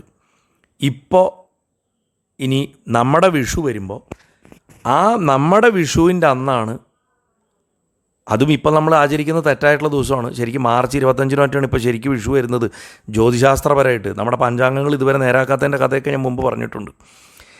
അപ്പോൾ ആ മേടവിഷുവിൻ്റെ ദിവസം, മേഷവിഷു എന്ന് പറയുന്ന ദിവസമാണ് ഉത്തരായണ കാലത്ത് സൂര്യൻ ഭൂമധ്യരേഖ മുറിച്ച് കിടക്കുന്നത്. അപ്പം തൊട്ടാണ് ദേവന്മാർ വീണ്ടും സൂര്യനെ കാണാൻ തുടങ്ങുന്നതും അവരുടെ പകൽ ആരംഭിക്കുന്നതെന്നാണ് പറയുന്നത്. അതുകൊണ്ടാണ് മേടത്തിലുള്ള വിഷു ദേവന്മാരെ സൂര്യനെ കിഴക്കൻ ചക്രവാളത്തിൽ ഉദയം ചെയ്തതായിട്ട് കാണുന്നതുകൊണ്ടാണ് നമ്മൾ ആ ദിവസത്തിന് അത്ര വിശേഷമായിട്ട് അവരുടെ പകൽ തുടങ്ങുകയാണ്. അതുകൊണ്ടാണ് നമ്മളത് വിഷുവിനെ ആഘോഷിക്കുന്നത്. അങ്ങനെ ചക്രവാളത്തിൽ കൂടെ സൂര്യൻ പടിഞ്ഞാട്ടയ്ക്കും വീണ്ടും കിഴക്കോട്ടയ്ക്കും ഒരു പാരബോളിക്കലായിട്ട് വർത്തുളമായിട്ടുള്ള ഒരു ആകൃതിയിൽ ഇങ്ങനെ സഞ്ചരിക്കുന്നതായിട്ട് അവർക്ക് കാണാൻ, പാരബോളല്ല എലിപ്റ്റിക്കലായിട്ട് അങ്ങനെ സഞ്ചരിക്കുന്നതായിട്ട് അവർക്ക് കാണാൻ സാധിക്കും. അങ്ങനെ ഓരോ ദിവസം കടക്കും തോറും സൂര്യൻ്റെ ആ ചക്രവാളത്തു നിന്നുള്ള ഉയരം കൂടി വരും. അവരെ സംബന്ധിച്ചിടത്തോളം എവിടെ നിന്ന് വടക്കൻ ദിക്കിന്ന് നോക്കുമ്പോൾ നമുക്ക് സാധാരണ ഒരു ദിവസത്തിൽ കിഴക്കുന്ന് ഇങ്ങനെ രാവിലെ 7 മണി 8 മണി 9 മണി 10 മണി 11 മണി എന്ന് പറഞ്ഞിട്ട് ഇങ്ങനെ സൂര്യൻ കയറി വരുന്നത് മാതിരി കാണണമെങ്കിൽ ഉത്തരധ്രുവത്തു നിന്ന് നോക്കുമ്പോൾ ഇത് ഓരോ ദിവസം കൊണ്ടേ സൂര്യൻ കയറുള്ളൂ മേപ്പട്ടയ്ക്ക്. ആ സമയത്തൊക്കെ പകലാണ്, 6 മാസം പകലാണ് അവിടെ. ഇതിപ്പോഴും നടക്കുന്നതാണ്. ഇത് ദേവന്മാർക്ക് എന്നല്ല, നമ്മൾ ഭൂമിയുടെ ഉത്തരധ്രുവത്തിൽ പോയാൽ നമുക്കിത് മനസ്സിലാവും, അല്ലെങ്കിൽ ദക്ഷിണധ്രുവത്തിൽ പോയാൽ മനസ്സിലാവും. ഇതിപ്പോൾ നമ്മൾ ഉത്തരധ്രുവത്തിൻ്റെ കാര്യമാണ് പറഞ്ഞത്, കാരണം അവർ അവിടെയാണ് ദേവന്മാരുടേതെന്നാണ്. അങ്ങനെ 3 മാസം കൊണ്ട് സൂര്യൻ ഈ എന്താ പറയുക, സൂര്യൻ ഈ ഉത്തരായണത്തിൻ്റെ രേഖയിൽ വടക്കോട്ടയ്ക്ക് അങ്ങോട്ട് നീങ്ങി എത്തുമ്പോൾ ചക്രവാളത്തു നിന്ന് അത്യാവശ്യം നല്ല ഉയരത്തിലെത്തി. അത് അസ്തമനമേ ഇല്ലാണ്ട് ഇങ്ങനെ വട്ടത്തിൽ ഇങ്ങനെ നമ്മുടെ തലയുടെ മുകളിൽ ഇങ്ങനെ വട്ടത്തിൽ സൂര്യൻ ഇങ്ങനെ കറങ്ങുന്ന ഒരവസ്ഥയായിരിക്കും ഉണ്ടാവുക. അതായത് സൂര്യൻ നീങ്ങില്ല, അവിടെ ഇങ്ങനെ കറങ്ങിക്കൊണ്ടിരിക്കുന്ന പോലെ ഒരു ചലിച്ചുകൊണ്ടിരിക്കുന്നതായിട്ട് അവർ കാണുന്നതാണ്, ദേവന്മാർ കാണുന്നതാണ്. ഇത് തന്നെയാണ് ധ്രുവത്തിൽ സംഭവിക്കുന്നത്. അതായത് മേരു പർവ്വതത്തിനെ കറങ്ങിക്കൊണ്ടിരിക്കുന്ന പോലെ. അതിനുശേഷം സൂര്യൻ്റെ ദക്ഷിണായനത്തിലേക്കുള്ള ഗതി തുടങ്ങുമ്പോൾ ഈ കാണാവുന്ന സൂര്യൻ, ഇവർ ഉത്തരധ്രുവത്തിൽ കാണുന്ന സൂര്യൻ മെല്ലെ വീണ്ടും ചക്രവാളത്തിൻ്റെ അടുത്തേക്ക് ഇറങ്ങിപ്പോയി വീണ്ടും തുലാവിഷു വരണ ദിവസം സൂര്യൻ പടിഞ്ഞാറൻ ചക്രവാളത്തിൽ അസ്തമിക്കും. ഇങ്ങനെ ഉത്തരധ്രുവത്തിലുള്ള വ്യക്തികൾക്ക്, അത് ദേവനാവാം മനുഷ്യനാവാം ആരാവട്ടെ, തുലാവിഷു തൊട്ട് മേടവിഷു വരെ നമ്മൾ ആചരിക്കുന്ന വിഷു വരെ രാത്രിയായിട്ടും അതേമാതിരി മേടവിഷു തൊട്ടിട്ട് തുലാവിഷു വരെ പകലായിട്ടും തോന്നും. അതുകൊണ്ട് ഭൂമധ്യരേഖയിലുള്ള നമ്മളെപ്പോലുള്ളവരെ 360 ദിവസം അഥവാ ഒരു കൊല്ലെന്ന് പറഞ്ഞു കഴിഞ്ഞാൽ ഉത്തരധ്രുവത്തിലുള്ള വ്യക്തികൾക്ക്, നോർത്ത് പോളിലുള്ള വ്യക്തികൾക്ക് ഒരു അഹോരാത്രം, ഒരു ദിവസമായിട്ട് മാറും. അവരുടെ പകൽ സമയത്താണ് സൂര്യൻ ഏറ്റവും ഉയരത്തിൽ കാണുന്ന നട്ടുച്ച നേരം. അതാണ് ആ നട്ടുച്ച നേരം മേടവിഷു കഴിഞ്ഞ് 3-ാമത്തെ മാസത്തിലാണ് വരിക അവരുടെ നട്ടുച്ച നേരം. അതിനെയാണ് സൂര്യസിദ്ധാന്തത്തിൽ നേരത്തെ പറഞ്ഞ മേഷാദാവുദിത സൂര്യത്രീൻ രാശീനുഗതുത്തരം സഞ്ചരൻ പ്രാഗഹർമധ്യം പൂരയേൻ മേരുവാസിനാം. മേടം തുടങ്ങിയിട്ടുള്ളവയിൽ ചക്രവാളത്തിൽ ഉദയം ചെയ്തിട്ടുള്ള സൂര്യൻ 3 രാശികൾ കടക്കുമ്പോൾ, 3 മാസങ്ങൾ കടക്കുമ്പോൾ മേരുപർവ്വതത്തിൽ ഇരിക്കുന്നവർക്ക്, അതായത് നോർത്ത് പോളിൽ ഇരിക്കുന്നവർക്ക് കിഴക്കൻ ആകാശത്ത് നിന്ന് ഇങ്ങനെ ഉദിച്ചു വന്ന് നട്ടുച്ചയായിട്ട് തോന്നുന്ന വഴി ഉണ്ടാവും. അപ്പം മേടം സംക്രമം കഴിഞ്ഞ് കഴിഞ്ഞാൽ 3 മാസം കഴിയാന്ന് വെച്ചാൽ ഏതൊക്കെ മാസങ്ങൾ കഴിഞ്ഞു? മേടം കഴിഞ്ഞു, ഇടവം കഴിഞ്ഞു, മിഥുനം കഴിഞ്ഞു, കർക്കിടകം. അപ്പോൾ കർക്കിടക മാസം എന്ന് പറഞ്ഞാൽ ദേവന്മാരുടെ ഉച്ച നേരമാണ്. കർക്കിടകത്തിൽ അമാവാസി ദിവസം ദേവന്മാരുടെ ഉച്ചയാണ്. പിതൃക്കളുടെ ഉച്ച നേരവും ആ സമയത്ത് ഒത്തുചേരും. അപ്പോൾ പിതൃക്കളുടെയും ദേവന്മാരും ഉണർന്നിരിക്കുന്ന 2 കൂട്ടരും ഉച്ചയ്ക്ക് ഒരേ സമയം ഊണ് കഴിക്കാനായിട്ട് തയ്യാറായിട്ടിരിക്കണ ഒരേ ഒരു വാർഷിക ദിവസമായിട്ട് മാറണു കർക്കിടക അമാവാസി എന്നുള്ളതാണ് ഇതിൻ്റെ ജ്യോതിശാസ്ത്രപരമായിട്ടുള്ള പ്രാധാന്യം. അതുകൊണ്ട് എന്താ വെച്ചാൽ പിതൃബലിയെ ദേവന്മാരുടെ സാന്നിധ്യത്തിൽ നടത്താൻ കർക്കിടക വാവ് പോലെ ഉത്തമമായിട്ട് മറ്റൊരു ദിവസമില്ല. പരശുരാമൻ പറഞ്ഞിട്ടുണ്ട്, ക്രാന്തിസാമ്യ സമയ സമീരിത സൂര്യപർവ സദൃശോ മുനീശ്വരൈ തത്ര ദത്തഹുതജപ്തപൂജനം കോടി കോടി ഫലമാഹ ഭാർഗവ. ഉത്തരായണത്തിലെ സൂര്യനും അമാവാസിയിലെ സൂര്യനും ഒപ്പം നിൽക്കണ ചന്ദ്രൻ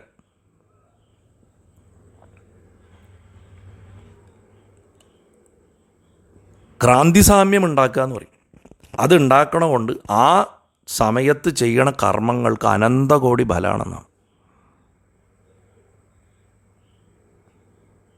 വാസ്തവത്തിൽ ഇങ്ങനെ ദേവന്മാർക്കും പിതൃക്കൾക്കും മഹത്തായിട്ടുള്ളൊരു സമയം കണ്ടെത്തി ആ ദിവസം പിതൃബലി ചെയ്യാമെന്ന് കണ്ടുപിടിച്ച നമ്മുടെ പൂർവികരെ നമുക്ക് നമസ്കരിക്കാൻ മനസ്സുണ്ട്.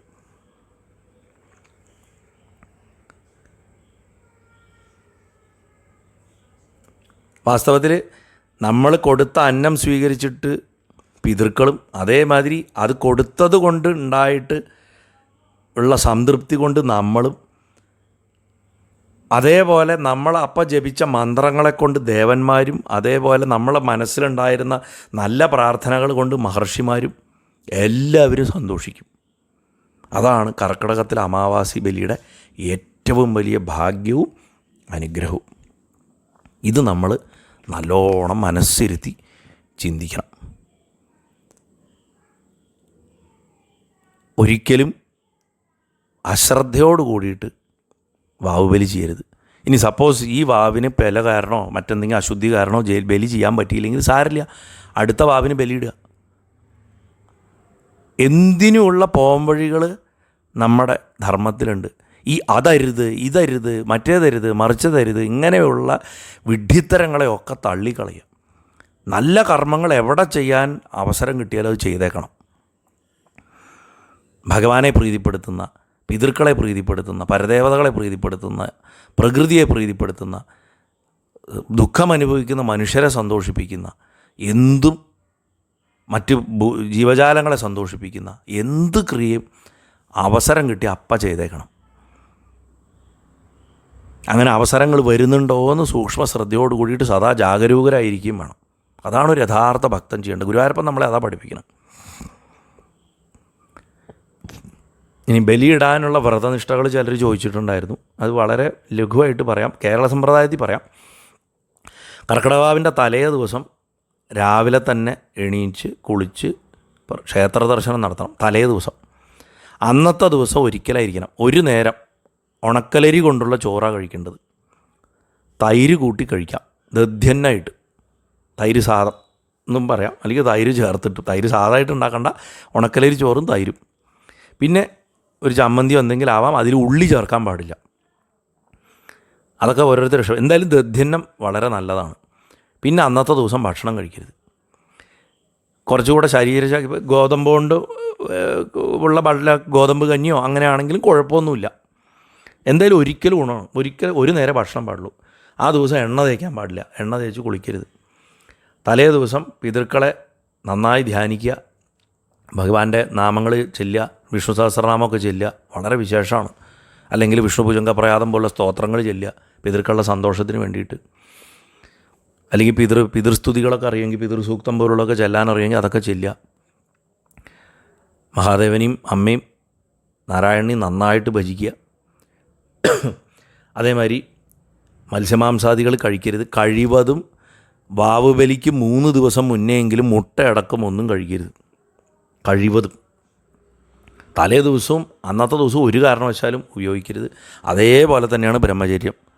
സ്ത്രീ സംഘം, പുരുഷ സംഘം ഇത് 3 ദിവസം മുന്നെയെങ്കിലും നിർത്തിയിരിക്കണം. ഇതൊക്കെയാണ് ഒരു ശരാശരി കാര്യങ്ങൾ ഈ ബലിയിടാനുള്ള വ്രതനിഷ്ഠകളിൽ. പുണ്യതീർത്ഥങ്ങളിൽ തന്നെ പോയിട്ട് ചെയ്യണമെന്ന് നിർബന്ധമൊന്നുമില്ല. ഒരു ആചാര്യനുണ്ടെങ്കിൽ വളരെ നല്ലത്. അത് നല്ല ഒരാളായിരിക്കണം. വീട്ടിൽ ചെയ്യാൻ പറ്റിയാൽ എന്തായാലും ഒരു ആചാര്യനെ കൊണ്ടുവരണം. ആ ആചാര്യന് തൃപ്തിയായിട്ട് ദക്ഷിണയും കൊടുക്കണം. അതേപോലെ ഇനിയിപ്പോൾ ക്ഷേത്രങ്ങളിലോ പുണ്യതീർത്ഥങ്ങളിലൊക്കെ പോയിട്ടാണെങ്കിൽ അങ്ങനെയാണെങ്കിൽ അങ്ങനെ ചെയ്യാം. അതൊക്കെ ഓരോരുത്തർ അവരവരുടെ സൗകര്യം അനുസരിച്ചിട്ട്. ഇങ്ങനെയൊക്കെയാണ് കർക്കിടക വാവിനെക്കുറിച്ച് സാമാന്യമായിട്ട് പറയാനുള്ളത്. ഞാൻ കുറേ ചെറിയ ചിന്തകൾ പങ്കുവെച്ചു എന്നേ ഉള്ളൂ. ഇതിന് വലിയ സ്ട്രക്ചറൊന്നുമില്ല. പെട്ടെന്നൊന്ന് പറയണം തോന്നി, അപ്പോൾ കുറച്ച് കാര്യങ്ങളൊക്കെ അങ്ങനെ പറഞ്ഞു എന്ന് മാത്രം. ശരിക്കും ലഘുവായിട്ടുള്ള തർപ്പണക്രിയകളൊക്കെ ഉണ്ട്. അത് ചെയ്ത് കാണിച്ചിട്ട് പറഞ്ഞു തരേണ്ട കാര്യങ്ങളാണ്. അത് ഭാരതം ഒട്ടുക്ക് സമ്പ്രദായത്തിലുള്ളതാണ്. അത് കേരളത്തിൻ്റെ മാത്രമായിട്ടുള്ള രീതികളിൽ പെട്ടിട്ടുള്ളതല്ല. ഇനി കേരളത്തിൻ്റെ രീതികളിൽ മാത്രം പെട്ടിട്ടുള്ളതാണെങ്കിലും അത് യുക്തരായിട്ടുള്ള ആചാര്യന്മാരുടെ നിന്ന് പഠിച്ച് ചെയ്യാൻ ശ്രമിക്കുന്നത് നന്നായിരിക്കും. ദേവപൂജ ചെയ്യാൻ പഠിക്കുന്ന പോലെ തന്നെ പ്രധാനമാണ് പിതൃപൂജ ചെയ്യാൻ പഠിക്കുന്നതെന്ന് ഒരിക്കൽ കൂടി ഓർമ്മിപ്പിക്കുന്നു. അവനവൻ ചെയ്യുന്ന എന്ത് പിതൃപൂജ പിതൃക്കൾക്ക് വേണ്ടിയിട്ട് എന്തൊക്കെ ചെയ്യാമെന്ന് ഞാൻ തുടക്കത്തിൽ പറഞ്ഞില്ലേ. ഹിരണ്യശ്രാദ്ധം, പാർവണ ശ്രാദ്ധം, അന്നശ്രാദ്ധം എന്നൊക്കെ പറഞ്ഞ് ഞാൻ പലതും പറഞ്ഞു. അത് എല്ലാം പറ്റുന്നതൊക്കെ തന്നെ അതിൽ അനുഷ്ഠിക്കാം. ഇതിൻ്റെ പ്രാധാന്യം നമ്മൾ മനസ്സിലാക്കുക. അതേപോലെ തന്നെ നമ്മുടെ മക്കൾക്കും പറഞ്ഞു കൊടുക്കുക. അവരവരുടെ അനന്തര തലമുറയ്ക്കും പറഞ്ഞു കൊടുക്കാനായിട്ട് അവരെ ഉത്ബോധിപ്പിക്കുക. ഇതൊക്കെ നമുക്ക് ചെയ്യാവുന്ന കാര്യങ്ങളാണ്. അതേപോലെ ഈ ബലികർമ്മത്തിന് വേണ്ടിയിട്ട് തയ്യാറെടുക്കുന്ന ദിവസങ്ങളിൽ വ്രതമായിട്ടിരിക്കുമ്പോൾ ദേഷ്യപ്പെടുക, മറ്റുള്ളവരെ കുറ്റം പറയുക തുടങ്ങിയ കാര്യങ്ങൾ ചെയ്യരുത്. ഒരിക്കലും ദുഷിച്ചിട്ടുള്ള ചിന്തകൾ വരാതിരിക്കാൻ ശ്രമിക്കുക. ഏറ്റവും വലിയ വ്രതവും ഏറ്റവും വലിയ ശുദ്ധിയും എന്ന് പറയുന്നത് മനസ്സിൻ്റെ ശുദ്ധിയാണ്. ആ ശുദ്ധി കാത്തു സൂക്ഷിച്ചു കഴിഞ്ഞാൽ നമുക്ക് ശ്രാദ്ധം ശ്രദ്ധയോടുകൂടി ചെയ്യാൻ പറ്റും. അപ്പം ഞാൻ മുമ്പ് പറഞ്ഞിട്ടുണ്ട്, ഒരറിവ് നമുക്ക് കിട്ടുകയും ആ അറിവിനെ നമ്മൾ നമ്മുടെ നിരീക്ഷണങ്ങളിൽ കൂടെ അത് സത്യമാണെന്ന് ഉറപ്പിച്ചതിന് ശേഷം മറ്റൊരാൾക്കത് പറഞ്ഞു കൊടുക്കാൻ പോലും തക്കതാക്കി അതിനെ മാറ്റിയെടുത്തു കഴിഞ്ഞ് നമ്മളതിനെ നല്ല രീതിയിൽ വിശ്വാസത്തോടു കൂടി ആചരിക്കുമ്പോഴാണ് വാസ്തവത്തിൽ ആ കർമ്മത്തിനെ ശ്രദ്ധ എന്ന് പറയുന്നത്. ആ ശ്രദ്ധയോട് കൂടിയിട്ടെന്ന് പറയണമെങ്കിൽ ഇത്രയും കാര്യങ്ങൾ അതിലുണ്ടാവണം എന്നാണ്. അങ്ങനെ ചെയ്യേണ്ട കർമ്മമാണ് ശ്രാദ്ധം. അപ്പോൾ നമുക്ക് ഉള്ള ഏറ്റവും വലിയ ധനം നമ്മുടെ ഈ ശരീരമാണ്. ഈ ശരീരം നമുക്ക് തന്ന നമ്മുടെ പൂർവീകരോടുള്ള നമ്മുടെ കടമാണ് ഏറ്റവും വലിയ കടം. ആ കടം വീട്ടുക തന്നെ വേണം. ഇതാണ് അമാവാസിയുടെ ഏറ്റവും വലിയ സന്ദേശം. കർക്കിടകവാവിൻ്റെ ബലിയുടെ ഏറ്റവും വലിയ പ്രാർത്ഥന എന്ന് പറഞ്ഞു കഴിഞ്ഞാൽ ഞാനീ ചെയ്യുന്ന ഈ എളിയ ബലി തർപ്പണത്തെ സന്തോഷത്തോടു കൂടി സ്വീകരിച്ച് മനസ്സ് നിറഞ്ഞ് അനുഗ്രഹിക്കണേ പിതൃക്കളെ എന്ന് പ്രാർത്ഥിക്കുക വേണ്ട. ആ പിതൃക്കളുടെ സന്തോഷം കണ്ട് ഞങ്ങളിലും ഞങ്ങളുടെ അനന്തര തലമുറകളിലും സന്തോഷിക്കണേ ഗുരുവായൂരപ്പ, മഹാദേവ, അമ്മേ എന്നാണ് നമ്മൾ ഭഗവാന്മാരോടും പ്രാർത്ഥിക്കേണ്ടത്. ഇത്രയും പറഞ്ഞുകൊണ്ട് ഈ ചെറിയ കർക്കിടകമാസ പ്രഭാഷണത്തിനെ, കർക്കിടകവാവ് ബലിയുടെ മഹാത്മ്യത്തിനെ ചുരുക്കി പറഞ്ഞതിനെ ഗുരുവായൂരപ്പൻ്റെ തൃപ്പാദങ്ങളിൽ സമർപ്പിച്ച് നിങ്ങൾക്ക് എല്ലാവർക്കും പിതൃക്കളുടെ അനുഗ്രഹവും ഗുരുവായൂരപ്പൻ്റെ അനുഗ്രഹവും നിറഞ്ഞുണ്ടാവട്ടെ എന്ന് പ്രാർത്ഥിച്ചിട്ട് വാക്കുകൾ ചുരുക്കണു. നാരായണാഖില ഗുരോ ഭഗവൻ നമസ്തേ. ഗുരുവായൂരപ്പ സർവേശ്വര. നാരായണ നാരായണ നാരായണ.